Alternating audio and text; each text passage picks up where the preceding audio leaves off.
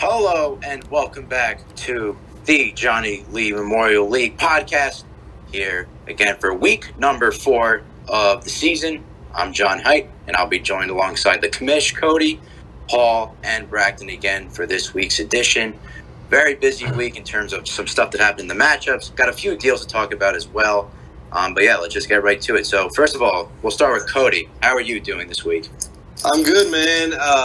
Had a good week, improved to 4-0. I was just looking. It looks like we've got 4 teams still unbeaten.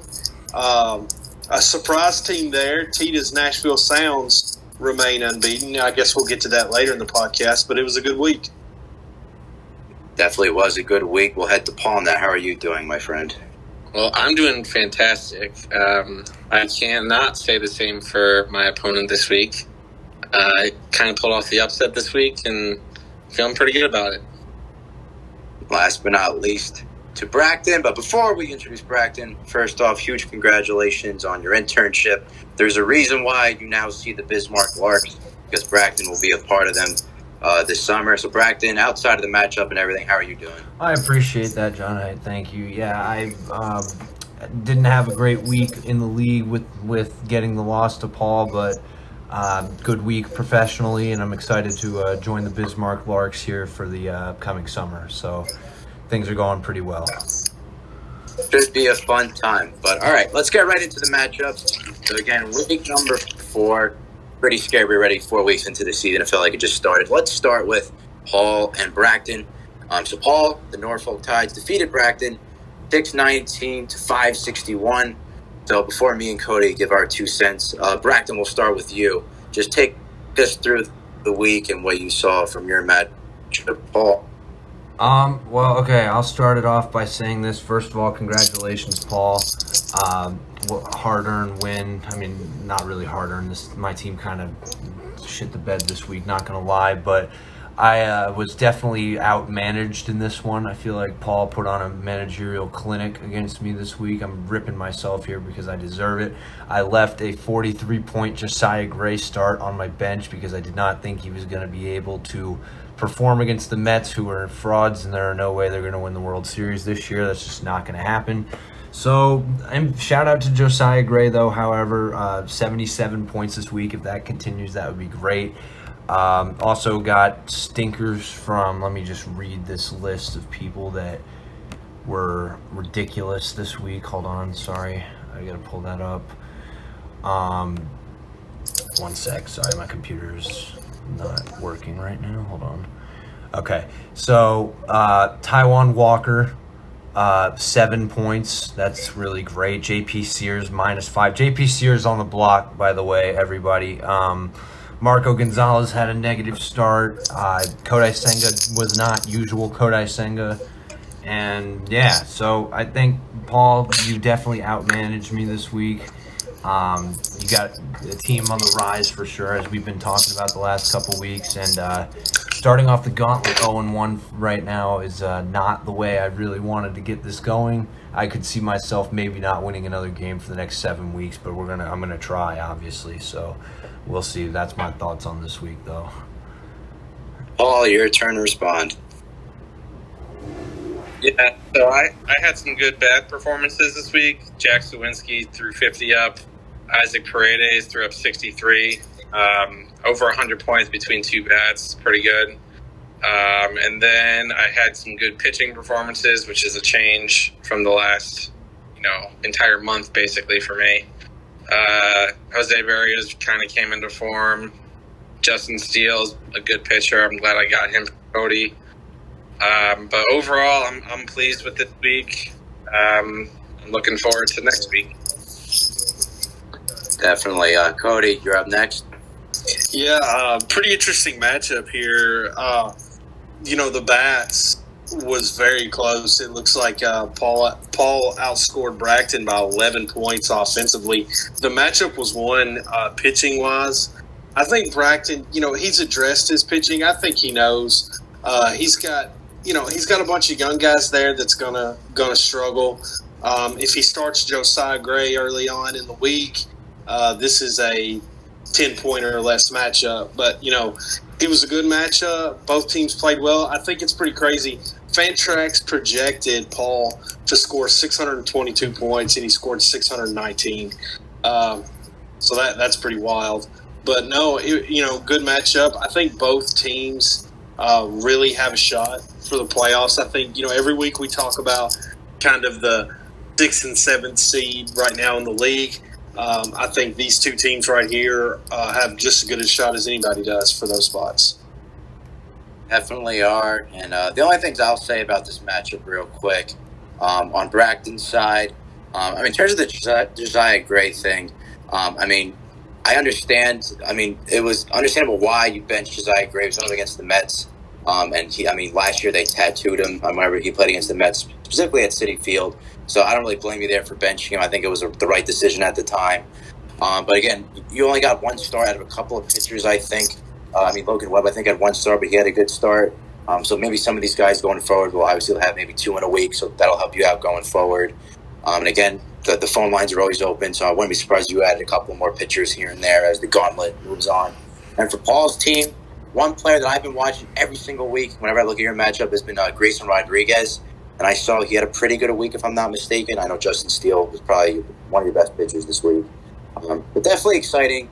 And I know we'll talk about the Kyle Schwarber move in a little bit because I saw he gave you a 22 piece by the end of the week. But let's go now to Cody's matchup. He took on Jamie, and Cody got the win, 726 to 590.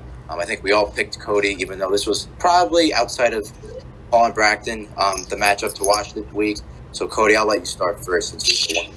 Yeah, it was, I kind of got off to a really good start early on. The matchup was never close. I was very nervous going into this week, but I got off Monday and Tuesday hot and kind of built myself up a big lead, and then, he never really got it close. I'll tell you, his pitching outscored my pitching by 1 point, which is crazy. 317 points for his, 316 points for me. This matchup was won offensively. He scored 273 points offensively. I scored 410, and that was the difference in the matchup. And that's kind of how it's been for me all year. My offense is carried. My arms are still lagging. I'm still moving a few pieces around, trying to get my arms where I want them to be. But I got a minus 11 from Dylan Cease.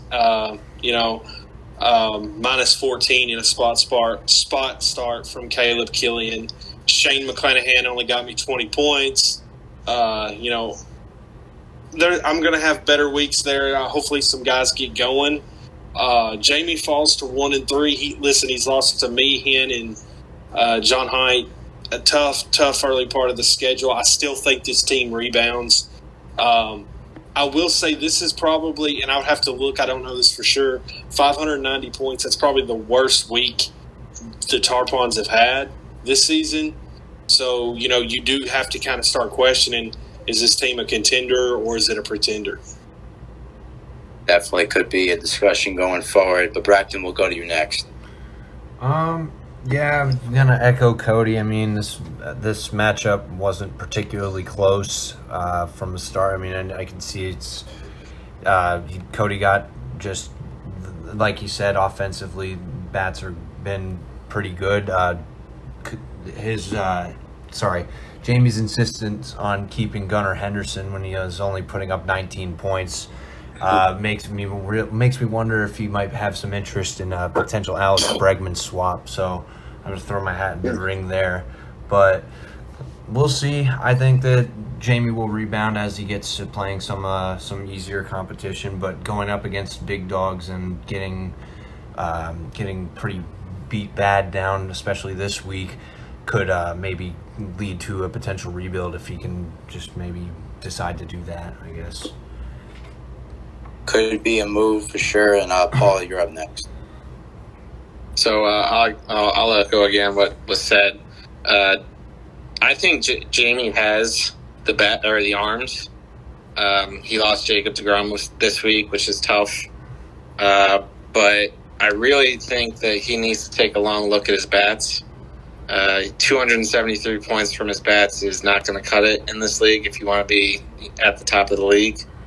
And I just think it's a depth issue more than a talent issue.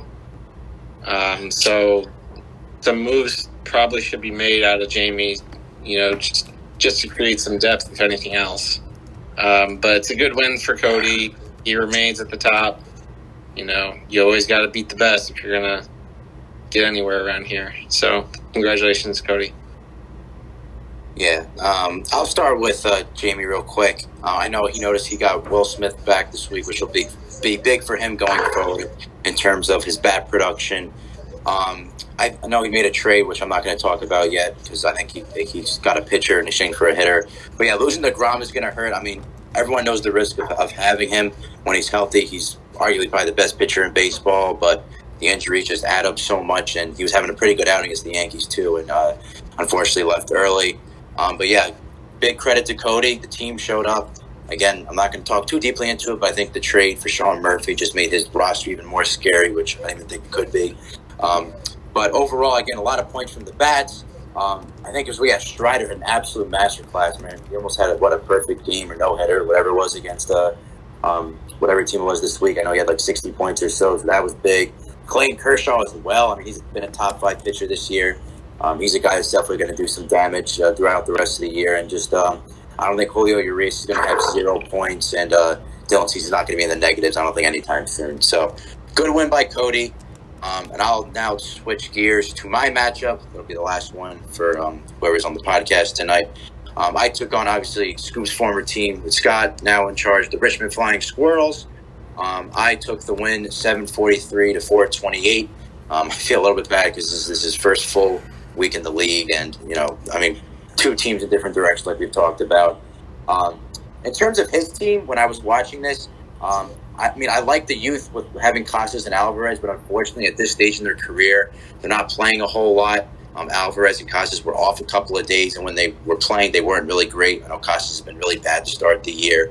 You got some good bat production. Byron Buxton had 74 points, but not a lot of pitching. You got a bunch of negatives from guys like Quantrill and Lyles. Again, I think he'll work on that pitching throughout. In terms of my team, I'm a bit concerned with Aaron Judge getting pretty hurt in that, I think it was against the Twins, where he got hurt on a really bad slide. So I've been rocking with Teoscar Hernandez, and he's really been only in positive points for a couple of days. So might be addressing that soon if Judge is out long term. But happy to see Real Muto do well. I got some good production. Manny Machado had an outstanding game, I know, yesterday, but he's got to pick it up the rest of the season since I added him. Overall, Ohtani's Ohtani. He gave me 102. That's kind of what I've expected from him each week. Max Fried gave me a good start. But yeah, the story for me, Zach Gallen, I think, has been probably the best pitcher in baseball outside of Strider and Cole. So love what I see from him. And the last thing I'll say is, I know we're not talking about it just yet, but getting Felix Bautista was really good this week as well. He gave me almost 35 points. So love what I've seen from him. So we'll start with Cody. What did you think of this one? Yeah, this matchup went about the way we all kind of predicted it would. John Height, your team's rolling, man. You got 102 points from Ohtani. That's going to be tough to beat, no matter how well your team performs. I'll give Scott some credit there. His offense scored 318 points. For me, that's kind of like the window there. I think you've got to score 300 points offensively, 300 points pitching to be competitive in matchups. So, the offense is there. If he scores 300-plus points a week offensively, he's going to be in games. The problem was his pitching scored 110 points total.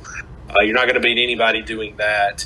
He also failed to reach the start minimum by 2. That's another surefire way to be sure you lose. But, yeah, this matchup went the way we thought. It was never close. Height rolls to 4-0, and he's looking to next week. Definitely. We'll head to Paul next. Yeah, I was going to hit on the Bautista thing. That was a good trade for you, for me, John Height. But otherwise, I concur basically with everything Cody just said. 318 points from your bats, that's a high mark. You just got to get the bats going, Scott. You got to get the arms going, Scott. But, otherwise, John Height, your team is neck and neck with Cody's. We'll see, as we go along. If Shohei can keep throwing up 102 points, we'll see if your arms can keep it going. But there's no reason to believe they won't. So, John Heiss just going to keep rolling. That's definitely the hope. And Braxton, you'll have the last word. Last week I'd said something about how this week would be a test for Scott's bats to maybe possibly be on showcase for the rest of the league to potentially increase some trade value. Byron Buxton had 74 points this week, which I thought was pretty interesting. 4 home runs, 10 RBIs. Maybe Scott gets some calls on Byron Buxton. Christian Walker 31. Charlie Blackmon 38, Anthony Rendon 31. Maybe there's some options for some contending teams that maybe look at Scott's team and say, hey, okay, he put up competitive numbers from his bats this week. Who were the guys that performed? And maybe he can get some pitching or some prospects or other pieces he could use for that. I mean, we all expected this matchup to be the blowout that it was, but I think there are definitely some bright spots for Scott that he can build off of going into the rest of the season, or just getting some assets that can help him in the future. Yeah, definitely can agree with that. I mean, some of these bats definitely put up some good weeks. The last thing I'll say real quick, heading into this week for me, I was happy for the second straight week. I did outscore you, Cody, which I always look at every week. You did it, I think, the other 2 or 3 weeks of the season so far. So that's kind of been my benchmark, no matter who I'm playing. Until I play you, I want to try to at least keep up with you if I'm not going to outscore you. Can I comment on that real quick? Yeah. I was so bummed out because Strider's start got rained out yesterday, and they pushed him back to today, and it got rained out again. And if I got a Strider start, I think you outscored me by 17 points.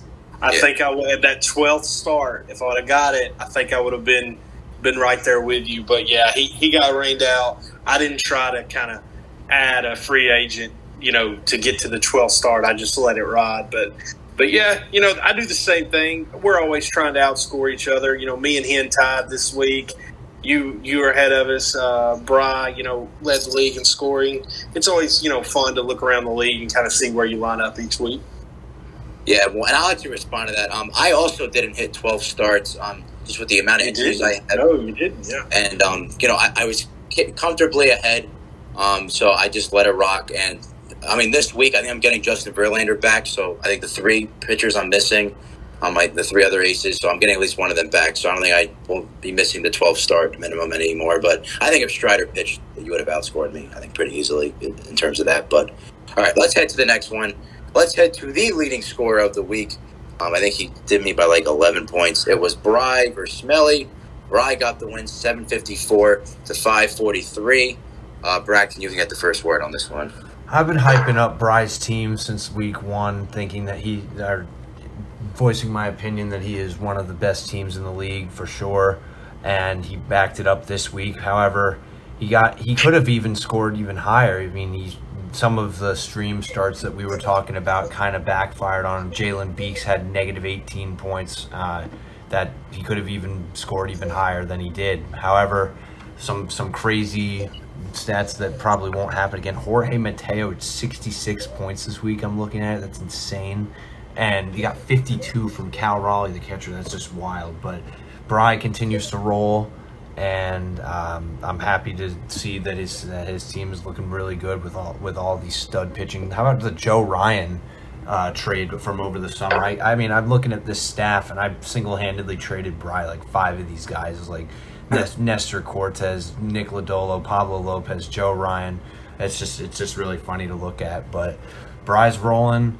But Smell definitely had some bright spots. 543 I thought it was a pretty competitive number. Could have been a little higher, but and had some negative performances. But 72 points from Nathan Eovaldi this week was pretty interesting. But I definitely think that Smell is in that contender window for that 6-7 spot like we've been talking about. But if things keep up for Bry, man, stuff's going to be dangerous. So good for him. Yeah, definitely a scary sight. Paul, you can go next. Yeah, so I was just counting. Bry had 504 points from his bats this week, and he had 5 players score at least 50 points. That's pretty insane. We've all talked about how Bry has the arms, but he absolutely has the bats to contend with the top of the league. Arozarena, the dog. Vinny P scored a lot. Cal Raleigh out of nowhere, 52 points. And then he kept streaming for relievers and such. And he 250 points from his arms. It's exceptional. As for Smell, I think the headline this week is the Hunter Brown trade, the return he got, which I'm positive we will talk about later. But otherwise, 72 points out of Nate Eovaldi. He had a complete game shutout. I think it's the first one of the season from any pitcher. So, it's a good week. 543 points. It's a strong showing. And we'll see how he can, evolve from here, how he does with the trade, his return, and if he can, develop that into more assets for the future. Could be. And Cody, you'll have the last word. Yeah, 504 points offensively. The bats almost beat Smell alone. That's just a heck of a output there offensively. Bryce got the arms and numbers. He's got a lot of inconsistent performers there. Guys that are prone for negative starts that I think could hold him back if we're picking and choosing when we're talking about the top teams in the league. But offensively, 504 points is just incredible. As for Smell, and we'll talk about the Hunter Brown trade later. The pitching is better than I think a lot of people may give this team credit for right now. 335 points from the pitching. The bats kind of had a down week, just 208 points. I'm not really sure, what Smell is thinking of doing long term here. If he's going to try to compete for those 6 and 7 seeds in the playoffs, or if he's more focused on a rebuild, retool. But yeah, Bry's rolling. He's 4-0. Like I said, the offense is going to carry him. If he can get some consistent performances out of the pitching, almost similar to my situation, this team's absolutely complete and ready for the playoffs. Yeah, I agree with everything you guys had said. In terms of Smell, I know we'll talk about the Hunter Brown situation in just a little bit. But again, you got some good contributors here and there. It's some good pieces as well. I love Ian Happ. Talked about Austin Hayes a lot the last couple of weeks as well. And, you guys talked about Bry's team. It's scary. There's so many guys on this team that could, again, erupt at a moment's notice. Again, I've said it every week. I look at James Ottman, even though he only had 22 this week. Just guys like that and all the waiver pickups. It's so hard to compete against sometimes because, for me, I think he sniped me on a catcher this week. I know he ended up not starting, but, if someone's hot in Major League Baseball, there's a good chance Bry already has him on his roster. But, all right, let's head to the next matchup of the week. It was Hen versus Dave, and Hen got the win 726 to 646. Paul, you can lead us off here. I'd just like to say, what a shocking performance from Dave this week. 430 points from his bat, and to be honest, that to me is a crazy showing. He's done so much with that team since he took it over, to the point where he would have outscored, teams that are actual contenders in this league. So big props to Dave. But obviously, Hen Dog, 726 points. He's got 70 points out of Paul Goldschmidt, 321 points from his bats. Or I keep getting mixed up. From his arms. Sonny Gray, 80 points. That's just an insane showing. And, he even had a down week from Sandy Alcantara. But Hen Dog, obviously he's going to be there at the end. But one more time for Dave, because that to me shows that he's serious about, short-term and long-term competing in this league. Yeah, that definitely makes a good bit of sense. Bracton, you can go next. I'd like to echo what Paul said about how I think Dave's doing just an outstanding job over here, and probably would have ended up beating. Let's count. I think he would have beat Paul. He would have beat Connor. He would have beat Smell. He would have beat Scott, Homko, Chad, and Jamie. Like that's And you. like, and me. Sorry, I forgot to look. I scrolled down too quick. So yeah, I mean, You're good. like he put up a number that would have beat 3/4 of the league here. Like that's a pretty outstanding week for him, and I think I was saying something similar about Dave's team than as Scott's team as far as auditions go. Correct me if I'm wrong, I believe he got a haul for Alex Cobb from Jamie, or a pretty good return on Alex Cobb trade. He got Josh Lau. That's something we're going to talk about in more detail later, but that's what I'm talking about is instances like that where guys can get certain auditions here that go their way. I mean, I know he got negative 26 from Kenta Maeda, but look at Martin Perez, 53, Rich Hill, 29. Like stuff like that is what's gonna help these teams get better. So, and whether or not they stay with them and perform or get traded for assets that can help in the future, stuff like that's a good showing for Dave. But congratulations, Hen Dog. He's been dealing with a lot, playing against like some of the top teams in the earlier weeks, but I have a feeling we're gonna be talking about a lot of Hen Dog wins coming up in the next couple weeks. So yeah. Yeah, definitely think the wagon could start soon for Hen. And Cody, you'll have the last word. Yeah, I said last week on the podcast that this, you hate to say it this early in the season, but this felt like a must-win for Hen Dog, and then the team you're scoring puts up 646 points. Offensively, 430 points. Hen had his hands full this week, but, Hen is one of those teams, just like I mentioned with Bri, just like I mentioned with myself, he's looking for that complete week where his bats and arms kind of meet the same production. 405 points from the bats, that's going to play. 321 points from the arms. That's good, but I think there's more there for him to reach to.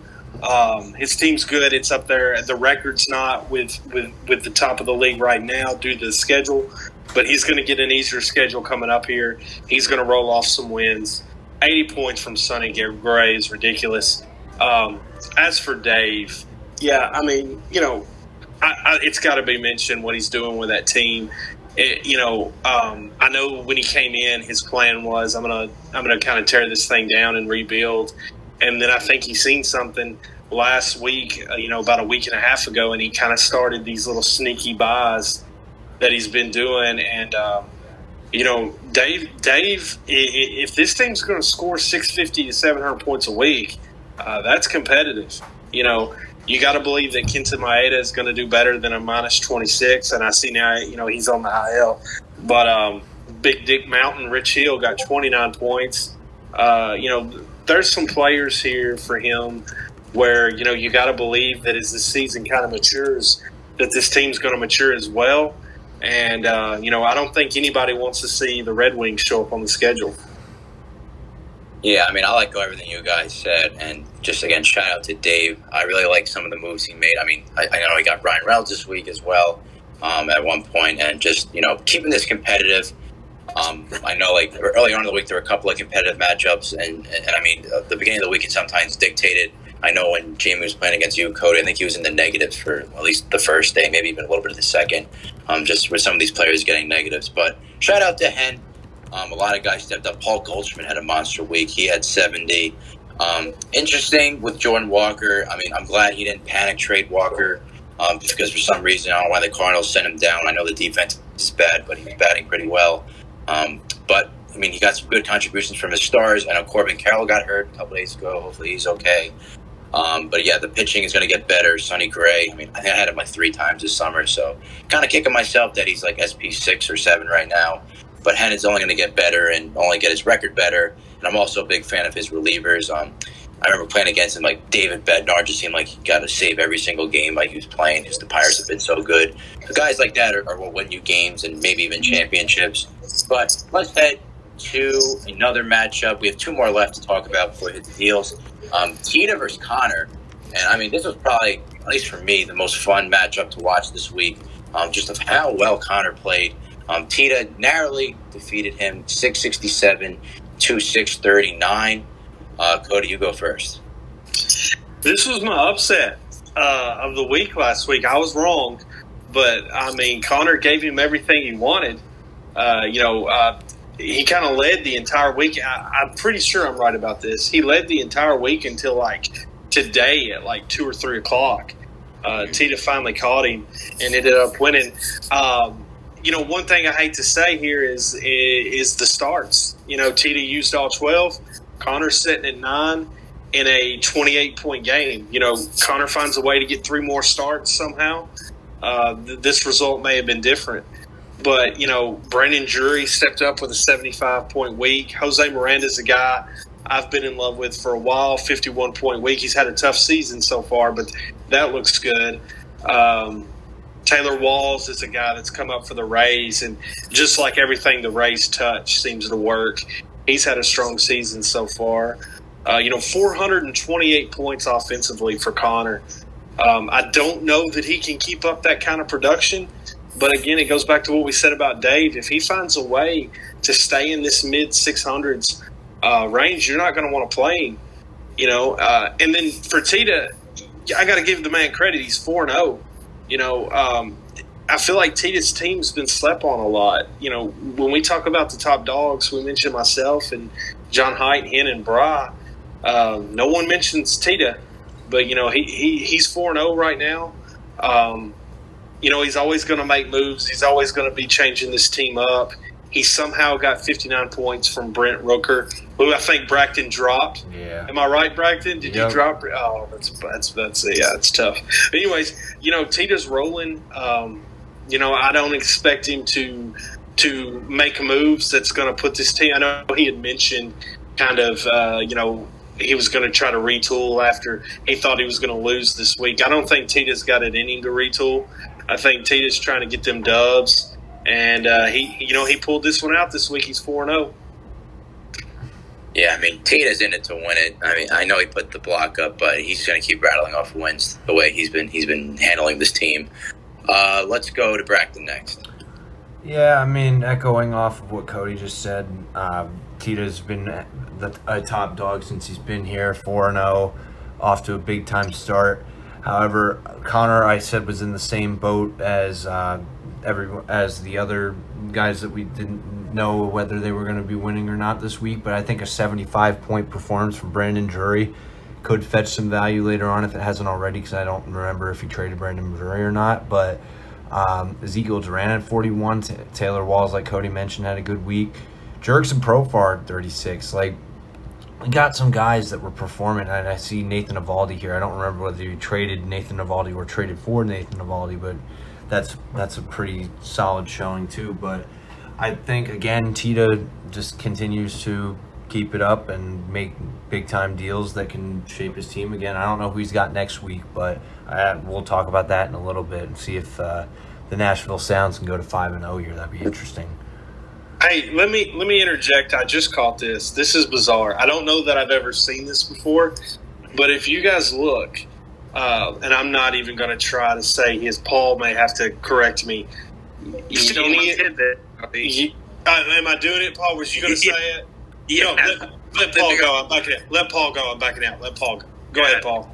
You guys said everything about this matchup. It was a great matchup, tied at 4 o'clock, 626 to 626. But the one thing that I was going to bring up that Cody was just saying, so Yennier Cano is the guy's name. He's the relief pitcher for the Orioles. He started this week with Connor, and then midweek was traded to Tita.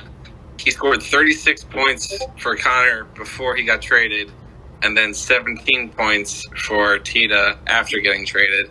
So total, quick math, 53 points in the week, but split up between 2 teams that were playing each other. That's a wild stat. That I think that's what Cody, I think, was going to get at. But otherwise, like Cody said, it, Tita's 4-0, and he has a good team. We all know what he said midweek, that he was going to start selling. I don't know if I would be in that position if I were him, but whether he's selling, whether he's buying, we all know that Tita's going to make trade either way. So just, keep your PMs open for Tita. Yeah, that's an absolutely wild status situation. And I know he got traded recently. I didn't realize it was against his own opponent, which was pretty interesting. But again, shout out Tita.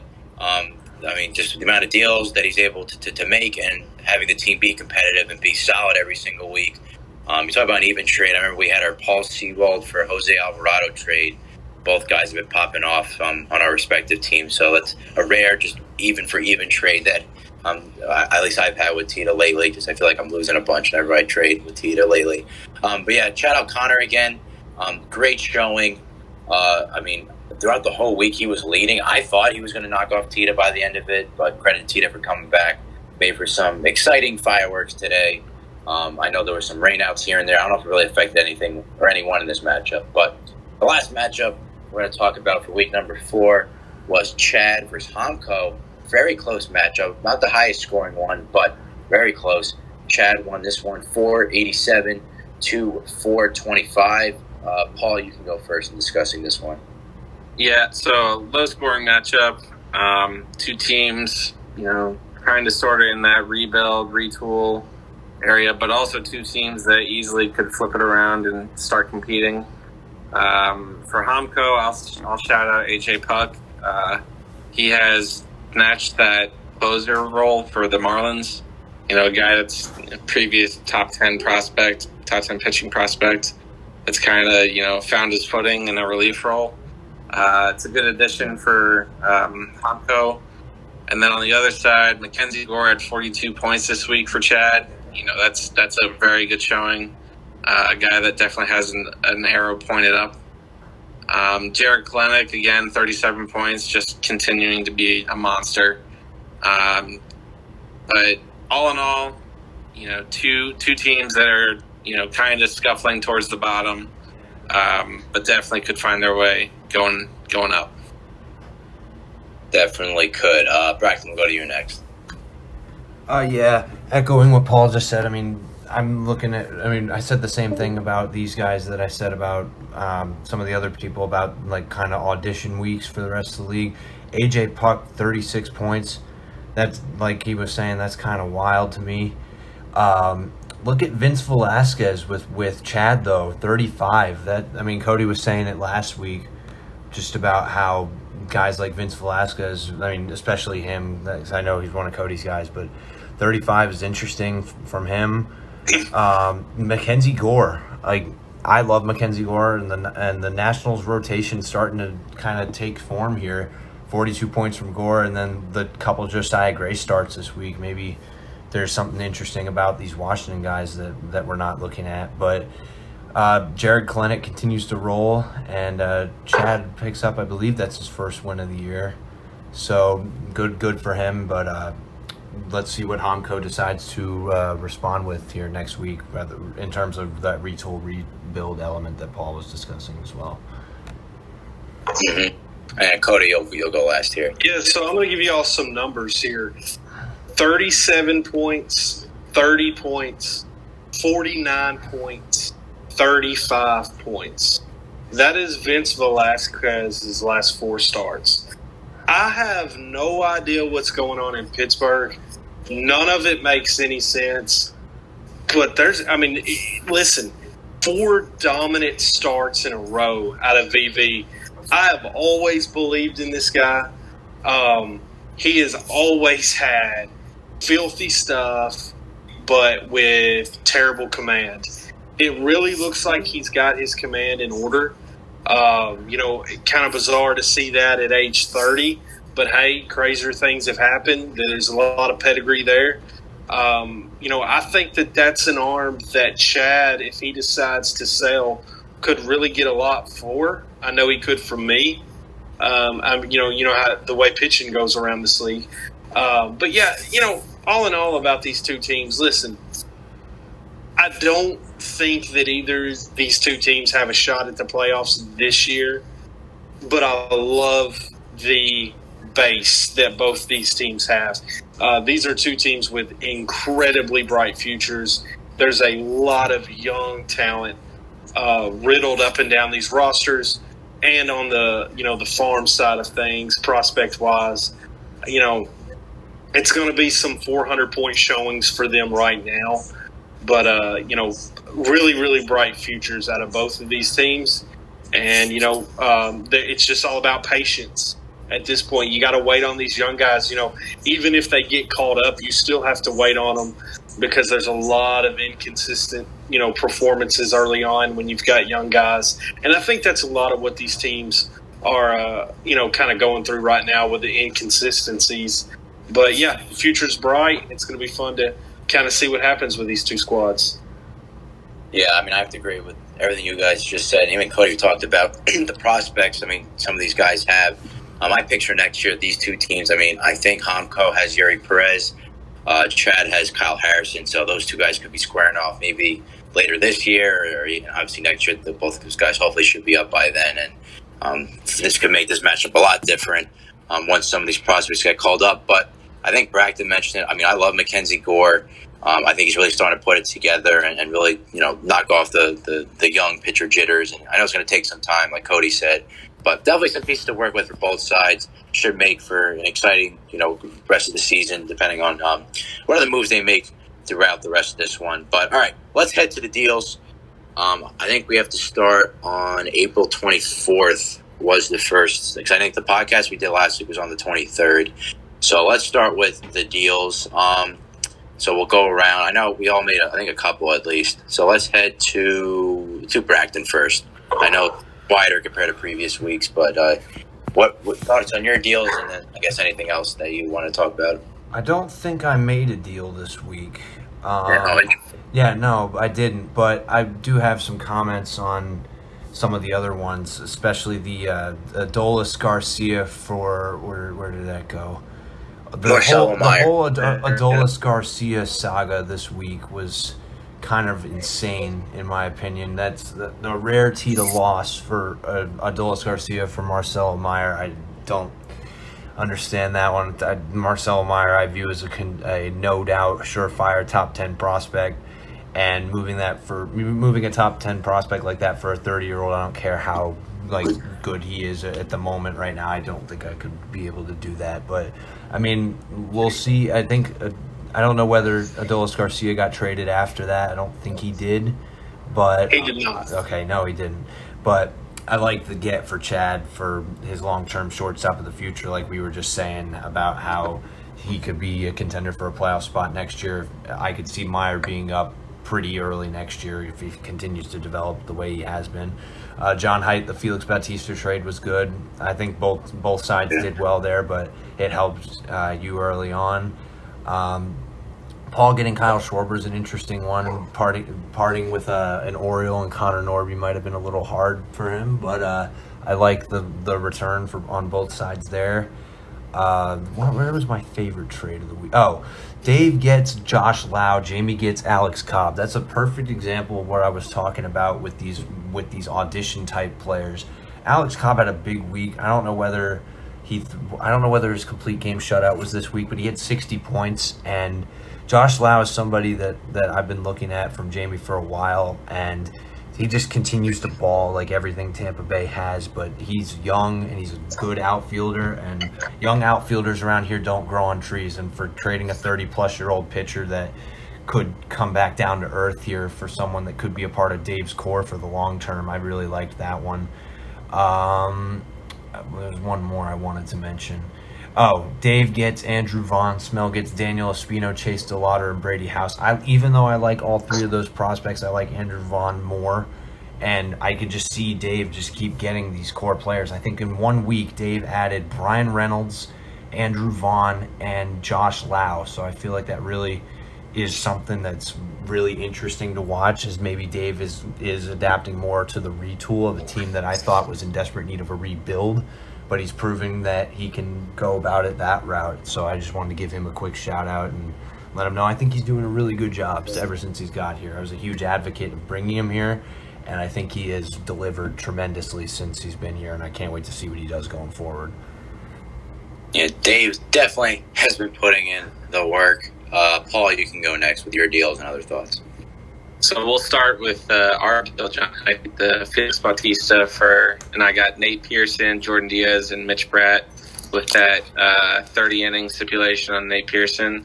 It's tough to lose Felix Bautista. He's my guy. I love him, but I really like the return I got. I think Nate Pearson could be just as good as Bautista. alone. And then Jordan Diaz is the hit first prospect for the Oakland A's. He's up now. If he can still, produce, we'll see. I might call him up. And then Mitch Brad, I like his upside. I think he's got like 25 strikeouts in 15 innings in A-ball right now.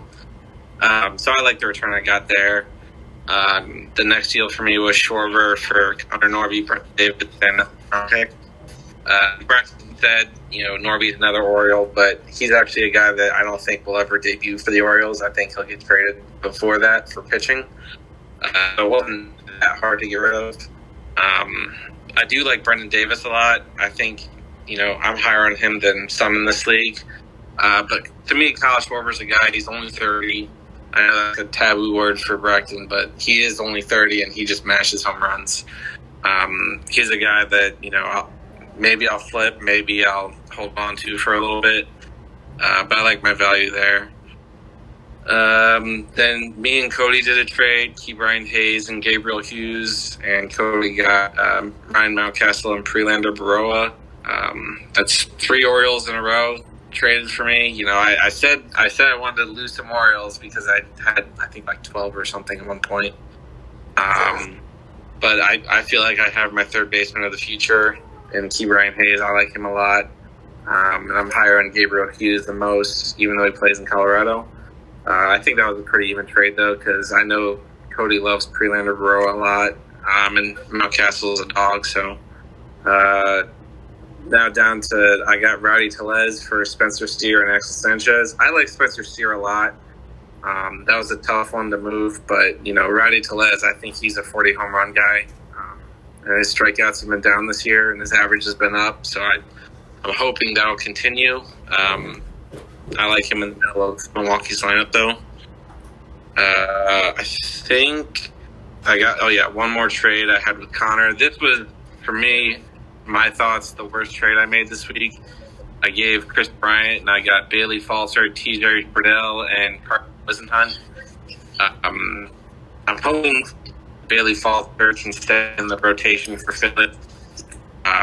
He had a bad night tonight against a really good Astros lineup, but TJ Friedel, I've liked him for a little bit. He's a guy with Cincinnati that 5-point bat. I hope he can stay that 5-point bat, stay in the lineup. And then Carson Wisenhunt, he's with the Giants, and he was a second-round pick last year. He was suspended for a PED bust, but I like his potential. I think he could be an upside pitcher for me. I made a lot of deals this week, so I'll hand it off to the next person. Yeah, I think, Cody, you're up next. Yeah, I got to touch on this. I'm going to go to bat for Tita here because I think what he did was an absolute masterpiece this week when he traded, and it all began when he traded Marcelo Meyer for Adolis Garcia. 3 days later, the man then trades Brian Reynolds for Noelvi Marte, Connor Norby, and Gavin Cross. So not only did he upgrade Brian Reynolds to Adolis Garcia, but then he upgraded Marcelo Meyer to Noelvi Marte, Connor Norby, and Gavin Cross. I think that those two deals in tandem were just a complete masterclass by Tita. I think he won both deals, but I think when you combine them together, wow, it knocked them out of the park. I love, what he did with his team there. I know that Adolis Garcia is 30, but he's not going to get any less points because he's 30. The dude's a dog. Brian Reynolds had one good week, and he's back to regular Brian Reynolds, which is fine. Brian Reynolds is a fine fantasy outfielder, but, he's nothing close to that insane week that he had a couple weeks ago. So, I think Tita did well there. Let me look. See, there was a couple that the Dave getting Josh Lau for Alex Cobb. Wow. That is, Josh Lau is on the scene in a big way. Value has skyrocketed. I don't know that Alex Cobb has any value, even with a 60-point performance. When we're talking about trade value, I would almost love to hear Jamie come on and defend that one. Don't know what he was thinking there. Daniel Espino got moved like 26 times this week, which was bizarre because, I think he hadn't been moved for quite some time. And then, I guess when your name comes up, you kind of get to moving. Broad traded away Jose Urquidy for Jose Rodriguez, I guess is some prospect that I'm not sure of. That's interesting. I know Urquidy seemed to go down with an injury tonight. Urquidy is a very good pitcher. He is not a flashy pitcher, but, he is very solid. I like that move for Tita. Looking at all these trades, Tita was kind of playing the world's smallest violin, talking about rebuild and retooling. This guy got better in almost every trade he made. For me, the trade I did with Tita, it was Alejandro Kirk and Esteury Ruiz for Sean Murphy and Cole Young. That was kind of something that me and Tita have discussed doing for quite some time. Kirk and Murphy swap. We couldn't really get the prospect side of that hashed out. I'm absolutely in love with Cole Young and his future. Was really glad to get him there. And basically, Esteury Ruiz is a guy that needed to be called up, and I just do not have the room. Was never going to have the room with how deep my outfield is, so I was able to kind of let him go. I think Tita has already called him up, and I think he'll do good work for Tita. I finally got rid of Ronnie Mauricio. That was exciting for me to finally get him off my roster. Let's look here. Then the big trade, Tita got Hunter Brown and Owen Kasasi for Zach Eflin, Spencer Steer, Jackson Jobe, Cade Horton, and Gavin Cross. That trade alone, I think we could sit here and talk about for hours, and I don't know that we would ever all agree on it. Smell got a lot there. It was probably more than I would be willing to pay what Tita paid for Hunter Brown, but I still don't know if I like it, if that makes sense. Cade Horton is a guy that has come on with the Cubs, looked really good this year. He looks healthy. He's shooting up a lot of prospect lists. Gavin Cross is a guy Braxton's beat the table for before. He's kind of sold me on him. Jackson Jobe is a Braxton guy. Spencer Steer is, I've never been on the hype with Spencer Steer, but I can understand why a lot of people are. And then, of course, Zach Eflin's went to Tampa. When Tampa has somebody, they play really well. But, me and Paul had a couple conversations this week about Hunter Brown. The problem is if you got a guy like Hunter Brown, I just don't know how you can move him right now, because I could see in 2 years him being the most untouchable fantasy pitcher in baseball. And that is why I was engaging with Smell, trying to get a deal worked out to get him. Rightfully so. Smell wanted enough that made me uncomfortable to do it. I don't think Tita's ever uncomfortable to make a move. And good for him because he got Hunter Brown. So, that's the difference. Sometimes, Tita always says, I ain't scared. Sometimes, when you're not scared, you get the guy, and I think it worked out for him well there. Then the last trade I'm going to touch on here is the Tita got Yenier Cano and Willie Vasquez for Axel Sanchez. And that trade alone is almost why Connor lost, because Cano got 17 points for Tita today, and Tita won by 19 points, which means if he didn't do that trade and Cano plays for Connor today, Tita scores 17 less points, Connor scores 17 more points, and Connor wins. Don't know how much the win means to Connor. I know what his plans are, the rebuild. But, maybe that was part of Tita's motivation to make that move. Maybe he stole a win with that trade. Either way, it's just kind of interesting how a small deal like that can kind of determine a matchup. But, it wasn't a ton of movements this week. I know Paul was involved in several. Tita was involved in several. I think the biggest one to me, though, was the Brian Reynolds for Noelvi Marte, Connor Norby, and Gavin Cross trade. that to me has probably been the first trade Dave's made I thought he lost.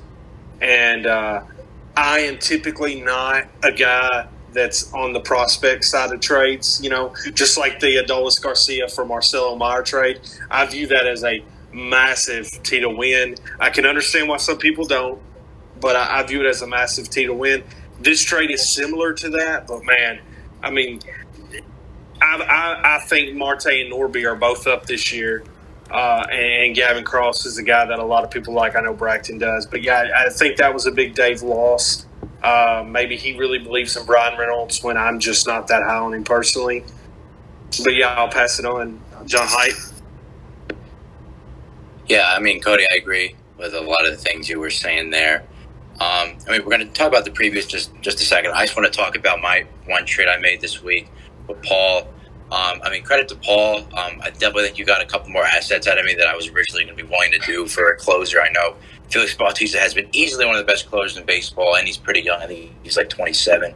But Nate Pearson, I just know what Felix Bautista is going to do for me this season. I am obviously trying to win this year, and next year is my main contention. So getting a guy like that already contributing for me was huge. I know Mitch Brad, I think it was the pitcher that got shelled by the U.S. this summer, or not this summer, in the World Baseball Classic. If I'm not mistaken, like when he was playing for Canada or something. Jordan Diaz, I actually do like as a prospect, but again, I wanted Bautista, so I was willing to make it happen. I also do like the stip that Paul was nice enough to do there. Just real quick, the Kyle Schwarber move, again, Paul is not rebuilding, he's retooling. That's a retooling move. Kyle Schwarber is still, one of the best home run hitters in baseball. And I think you guys hit on the other trades pretty well. Tita got Hunter Brown. We know how good Hunter Brown has been, and maybe he'll be moved, but if not, getting him is huge for Tita as he was able to get the win this week. But all right, let's wrap things up. Let's do the previews. A couple of interesting matchups this week. Let's start with Hen versus Bracton. Because I forgot this was this week. I guess so. It's week 5 already, May 1st to May 7th. Bracton, you go first. I'm going to lose. I already know I'm going to lose, but that doesn't stop. I'm not going to stop from trying. I think that it would be fun to I'm going to call them calf rivalries, John Height, where it's like you versus me or me versus Hen or me versus you or whatever. It's just going to be fun to see Hen in the calf and have him be like, oh, Jonah Heim dropped 50 on your dome. What do you call it? You know what I'm saying? It's going to, yeah. I know I'm going to lose, but it's still going to be fun. I'm going to have my 12 starts this week. I already set my lineups, and I am not happy that I have to start JP Sears again this week, but maybe he'll pull a 15-point start out, and that'll be cool. But I don't know. I'm nothing saying I won't make deals. Pretty much anyone on my team can really be had right now. Outside of the pitching, I'm focusing really on trying to get the pitching the way I want it. But if somebody calls about Riley Green or Alex Bregman or India or somebody, I'll listen. I don't really want to trade Arias though, or Verdugo. But if I'm going into this week, I could see some changes. But I think I'm going to lose to Hen Dog by over 150, maybe more depending on the deals I make. So. Yeah, completely understandable. The calf will be electric this week, among other reasons, with Rangers Devils. But all right, Cody, you go next.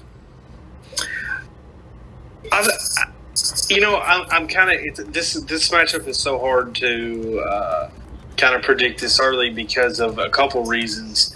Hen's team's pretty inconsistent right now. He has this 700-point week, then he comes back down, then he goes back up.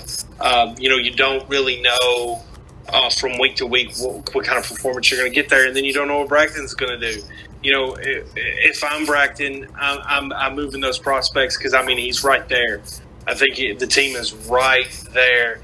If he brought in some more consistent pitching, maybe some a high impact bat, it changes everything. Or maybe he sells. Maybe he does want to go more prospects. I don't know what he's going to do and when he's going to do it. As the rosters stand right now, I think you got to give him the advantage.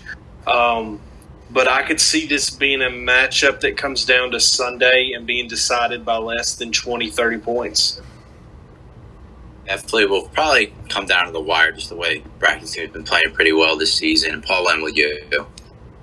I actually don't think it'll be that close. I'm not trying to bag on Bracton, but I've been looking at Hendog's bench, and he's getting Max Scherzer back on Tuesday for a possible 2-start week this week.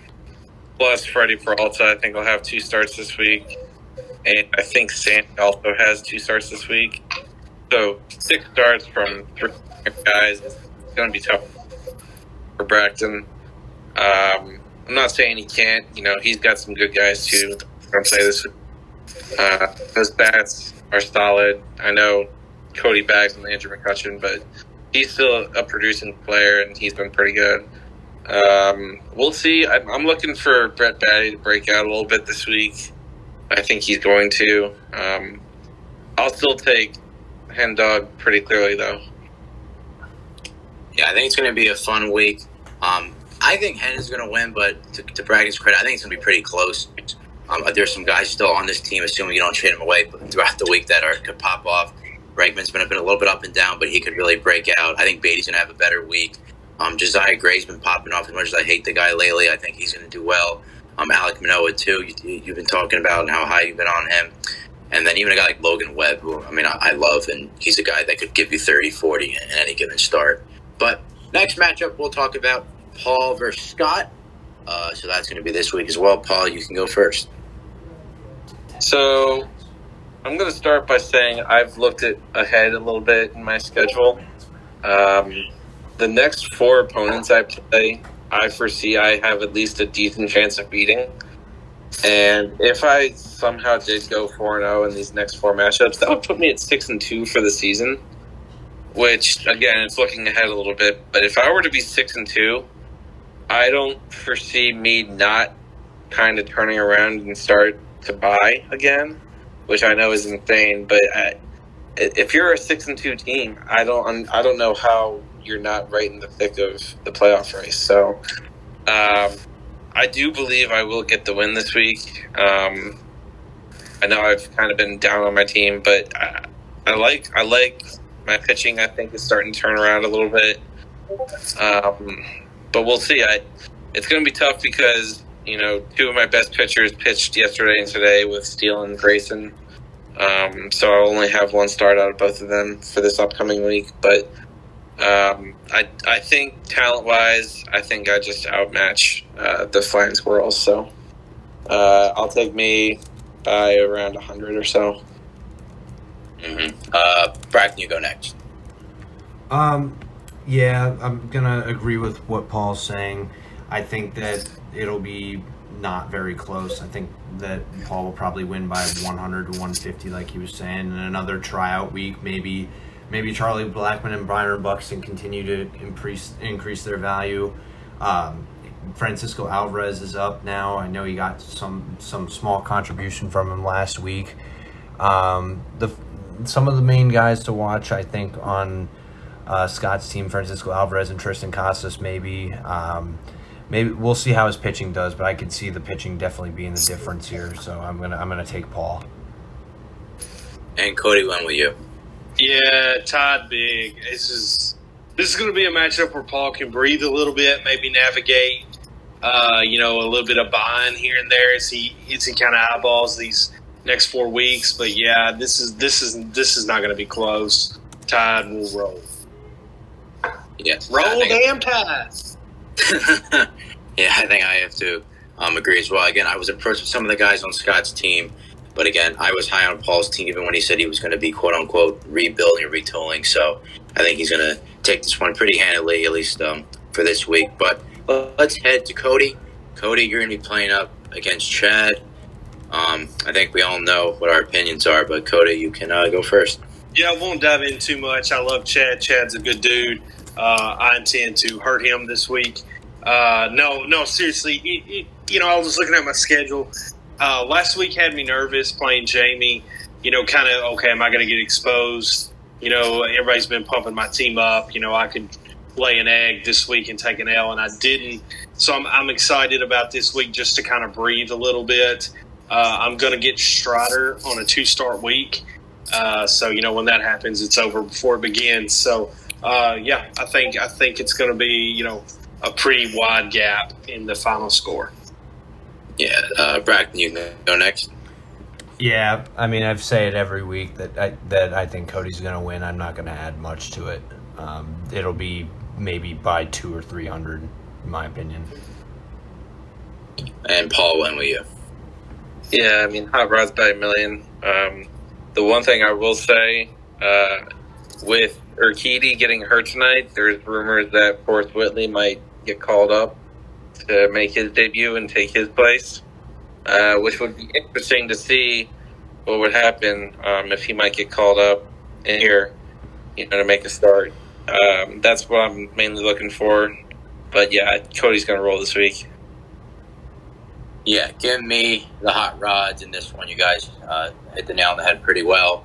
I'll head to my matchup. I'll be taking on Smell this week. I'll just say real quick before I get to you guys, I think Verlander's hopefully back, so I think you're going to start to see a little bit more what my rotation's going to be like by the end of the season. I'm still missing him, Rodon, and Severino. So right now I still have Seth Lugo and Brad Keller getting a start each week, so I really excited to eliminate that, so I only have aces going. So I'm excited. Should be a fun week. I do like a bunch of players on Smell's team. So I'm interested to see how some of these guys are going to pop up. I think a lot of these guys could pop off at a moment's notice. I mean, a guy like Ian Haber Hayes could have a 50 piece for the week, total. But again, I think trading Hunter Brown, I think is going to help me a little bit here because, going up against Hunter Brown is definitely tough, but it should be a fun week.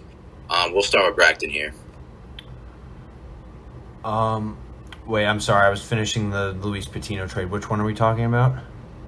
Me versus Smell. Oh, okay. Sorry.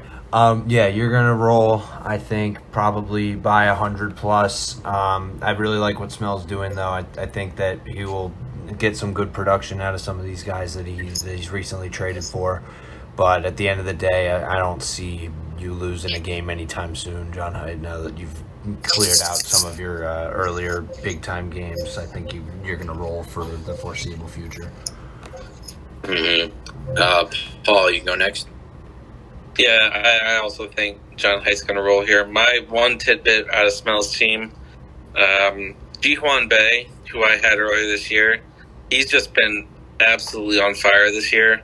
I think each week he's been around 30, 40 points, which is, high value, especially for a 23-year-old.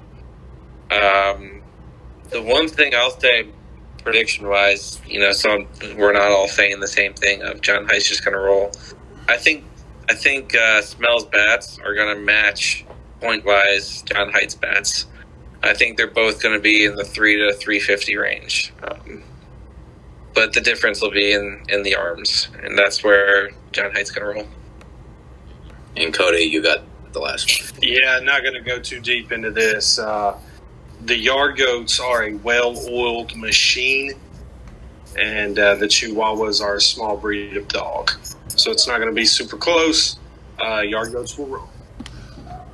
All right, so let's jump to the rest of these matchups real quick. We got Connor versus Dave. Definitely an intriguing one. I got to think about this one a little bit too. We'll do Paul first for this one. So this, I think, is the matchup of the week. Both of these teams have arrows pointing up, I think.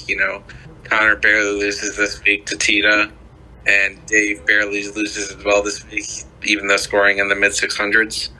I think this is a matchup that will surprise kind of everybody with a high-scoring affair again. By another hair, and it's going to pain Connor. By another hair, I'll take Dave this week. But this, to me, is another matchup where each owner is sweating it out on Sunday. Definitely, you could see that happening for sure. We'll head to Cody next. Yeah, so this is. I agree with you guys. It's kind of weird to make the game of the week at 2-0-4 teams. But, both of them scored in the mid-600s last week. Both of them barely lost. Somebody's got to win this week. What I'm more looking forward to see who wins and loses is who can keep up that momentum. Can one or both of these teams be in the 600s or higher this week? Connor was my upset pick last week, and he embarrassed me, so I'll never pick him again. So I'm going with Dave. Dave by 5 points. Should be a close one. And Braxton, when were you? Well, I would like Connor to win for number one pick purposes but I don't think that will happen. I think that Dave will probably get the win, but I see it being like a 50 to 75 point kind of deal, just because I really like Dave's pitching as opposed to Connor's pitching, even though I just traded him Luis Patino, but he probably won't play. I do like him, though. I think that will be a good trade for him down the road. However, for this week, I see Dave winning by 50 to 75. Yeah, it's definitely going to be interesting. For some parity purposes, I know that's a big word here. Parity. And because I didn't pick Connor last week, I'll pick the upset. Why not? I think some of these dudes on Connor's team are going to break out again. Watch Jury pop off. I just for some parity, I'll have Connor with the upset here, even though I do love Dave's team quite a bit. Let's head to Homco versus Bry. Let me think. Who did I do? Let's Cody, you can go first. All right, so this is going to be my upset of the week. Homco gets it together. This team is good. It just seems like every week some guys underperform. I think with Bry there's a little overperformance happening. I think with Homco there's some underperformance happening. I think things even out this week. And by a miracle, Homco's going to pull off the upset victory and give Bry his first loss. That would be definitely an interesting development, with Bry being one of the few undefeated teams left. Braxton, you go next. I don't see that happening at all. I think Bry rolls by 100 to 150. Bry's one of my favorite teams in the league to pay attention to and to just see continue to be successful, and I don't see that stopping this week. And Paul, you got the last word. Yeah, I think Cody's going to be embarrassed again in his upset of the week. I will go also with Bry. If you look at bats, you're telling me that Ozzie Albies, Rafael Devers, Jeremy Pena, Stephen Kwan, James Outman, you're telling me that those guys are going to lose to Homco's team. I just don't see it. Not to mention the arms and the streaming relief pitching that Bry's going to do. I mean, we've always said, it could catch him at some point, but I don't think it's going to be this week. I think Bry belongs at the top of the league, and I think he'll stay there. Yeah, I do not have the balls to pick two upset picks in a week, so I'll roll with Bry as well. And last matchup we have to talk about now. This might be my matchup of the week because this is going to be very interesting. Jamie versus Tita. Braxton, you go first. This is my matchup of the week, and I'm picking Tita.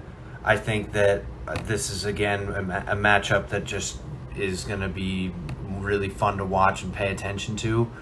But I can definitely see with Tita making all the moves and the, more managerial waiver wire pickups and trades and everything, I can see Tita winning by 50. I'm going to say Tita by 50. Wow. All right, Cody, you go next. Yeah, so this one is my matchup of the week. This one is really, really, really tough to predict. Obviously, the Sounds are hot. They're 4-0. Tita's got his boys rolling. Jamie's crawling in at 1-3. But when I look at the points scored each week, I mean, the Tarpons are outproducing the Sounds. They didn't last week. It was about a 50-point difference there. But every other week they have about 400 more points for the Tarpons in the season than the Sounds. Losing Jacob deGrom's going to be tough. I don't know if Alex Cobb can kind of fill that void. But the Tarpons are going to win at some point. I'm going to go with the Tarpons this week in an extremely close matchup. I think it's a 20-point game. Go Tarpons.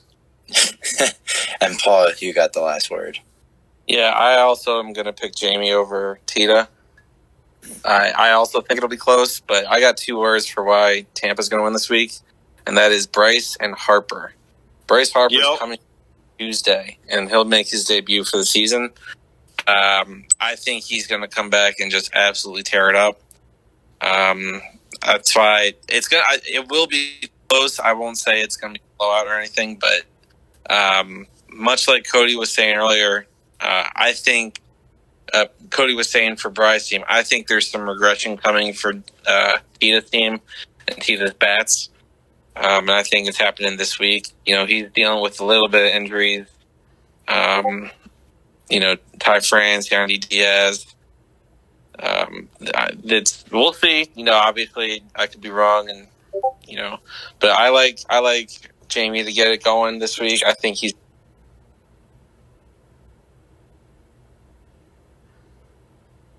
I think you might have cut out at the end there, Paul. But the last thing I'll say about this one, it really makes a lot of sense now why Josh Lau was traded. I mean, we could talk about the return for him all day, but I think just having Bryce Harper back this soon, I think he was originally expected back before the All-Star break. So having him go right in with Acuna and Fernando Tatis, my God, the Tarpons, I think we'll be back. I think we'll be pretty close, though. I think Tita, always gets some guys here and there that are going to help him win in a given week, and definitely could be a statement win if Tita's able to pull this one out. But I'll give the edge to Tampa by a pretty close margin. I'm going to say 20-25.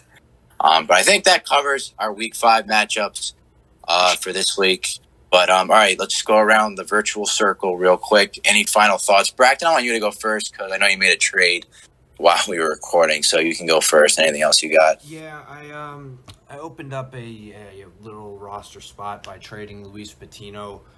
Part of the reason why I did that is because I know people are saying that. I mean, Cody just said that if I can move some things around here, that I can continue to compete.